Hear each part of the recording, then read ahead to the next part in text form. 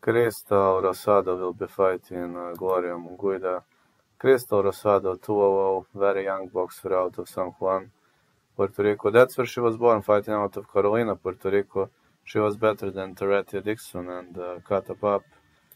And Gloria Munguila is experienced, 5'0", fighting out of Los Angeles, California. She outsmarted Sean Armsby, Lilian Almaraz, Nikia Williams, and Joanna Espinoza on 2 occasions. Extremely technical boxer, and she likes to drag the bout into deep waters.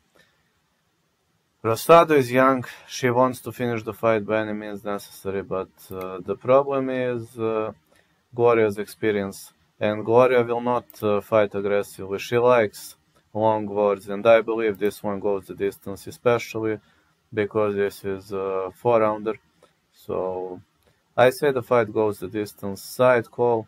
Gloria has good chances to win. This is 50-50, man, to me. I really don't know who's gonna win. I assume it's gonna go to the victory is going to go to the Puerto Rican because the fight takes place in Puerto Rico, but it's hard.